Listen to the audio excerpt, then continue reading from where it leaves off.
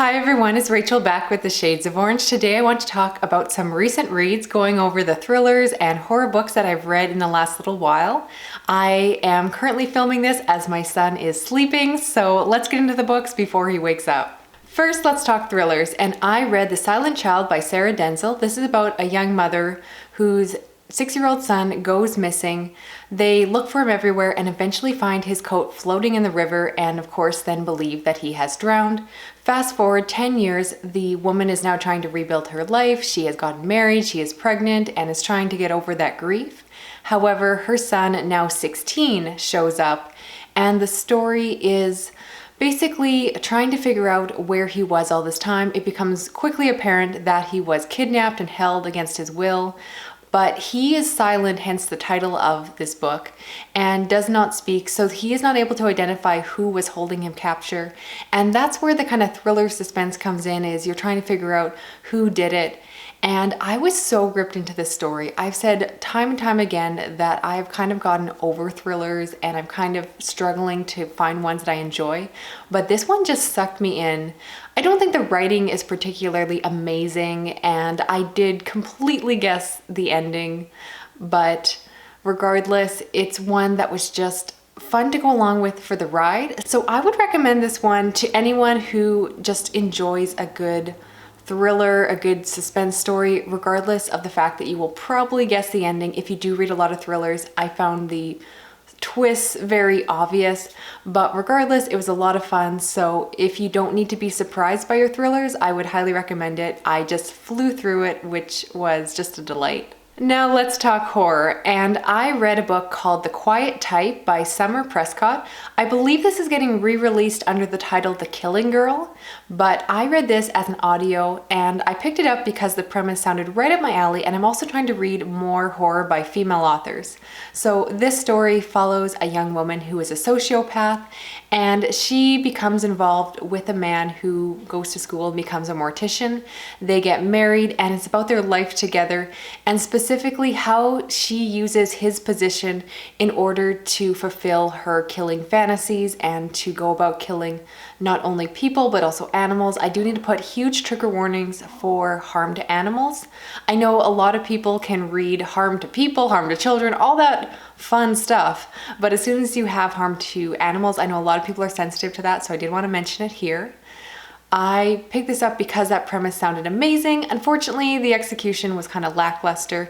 It was a very short audiobook, so I did finish it, but it was very forgettable, and I pretty much forgot that I read it until I went through my Goodreads to prepare for this video. So not one I would personally recommend. I wanted to mention it just because it is kind of getting a lot of buzz again, because it seems to be getting kind of re-released under a new title, but not one I was overly excited about. It was just okay. Next, I read Misery by Stephen King, which was my first time reading through this particular book, believe it or not. I've read other Stephen King books, but I've said before that he's not my favorite horror author. I actually have a very complicated relationship with his books.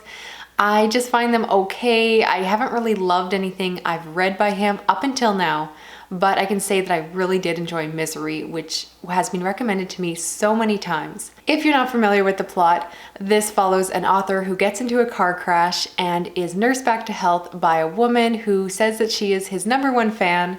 By nursing him back to health, she is really torturing him and forcing him to get addicted to drugs in order to keep him there and force him to write her favorite book series. And a lot of people have recommended this series to me because they know that I love kidnapping stories. It's also very gruesome and does have some body horror with the torture scenes, and I really enjoyed those, and I think that it's just such a good book to fly through. For Stephen King, it's relatively short, and I did read it very quickly. It reads more like a horror thriller, so I think it has a lot of appeal for people who don't normally read horror but kind of dabble more on the thriller side. Definitely recommend it. I'm so glad that so many people encouraged me to pick it up because that was such a winner for me, and at the time I read it, I declared it to be my favorite Stephen King book. So after enjoying Stephen King's Misery so much, I decided to try out another book by him, and I read Sematary. This was, of course, Katie's pick for the March Year of Horror book club over on our channel's Chapter Stack. So I did kind of want to participate in that. I didn't really actually participate much, but I did read the book during the month of March. And I really enjoyed it. I knew nothing about the plot going in. I actually thought it was just about a bunch of animals that come back to life in a graveyard and attack people. Not the plot whatsoever.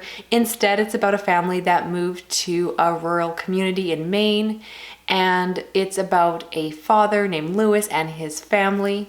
And they basically come across this cemetery for pets, and they find out that it involves some Indian burial grounds, and there is some potential ability for this graveyard to bring animals back to life.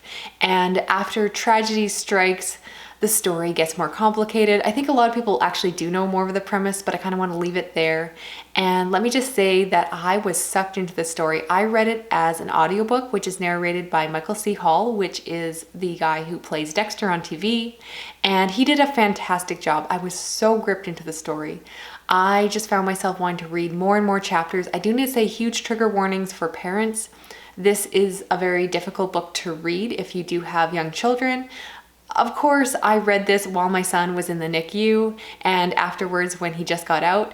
And despite how terrible the subject matter is in this book, I could not stop reading it. I thought it would bother me, but I was so sucked in. I just loved it. So this has now become my new favorite Stephen King book, basically dethroning Misery right after I declared it to be my favorite. But what I like so much about this one is it's very focused on the family, and I do find that I really connect well with horror books that have kind of this strong family emotional aspect to them, because in a lot of ways the horror of what happens to the family is far more terrifying than the supernatural aspects. I enjoy a lot of supernatural horror, but it really doesn't scare me. So all that being said, I definitely recommend this one. Personally, my favorite of Stephen King so far. And now that I've found some Stephen King books that work for me, I would love more recommendations where to go from here. I've already read Carrie and It, and I'd love to know which books, based off my reading taste, you think I would enjoy, knowing that I liked Misery and Pet Sematary. Which of his books are most similar to those two? So if you can give me recommendations down in the comments, that would be fantastic. And finally, I want to talk about a horror manga, and that is Shiver by Junji Ito. And this, of course, is a collection of short stories by the author who wrote Uzumaki, that fantastic spiral horror that I talked about in my Best of the Year video for 2018. So I've been dying to read more by him. I put him on my 2019 TBR, and I was really happy with this collection.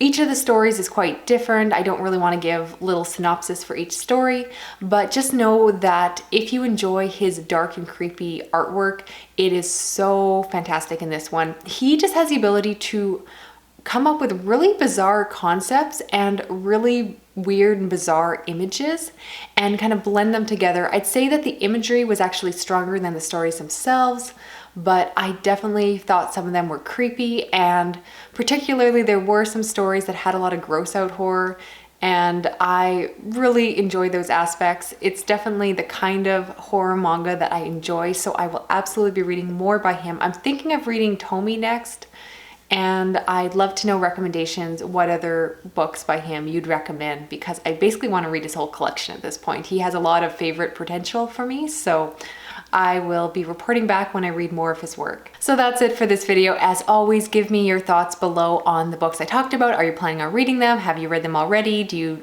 agree or disagree with my opinions? As well, please give me some Stephen King recommendations, where to go from here. If I enjoyed Misery and Pet Sematary, what should I pick up next? Otherwise, thank you so much for watching. It's great to be back with a new video. I will talk to you again soon. Okay, bye-bye.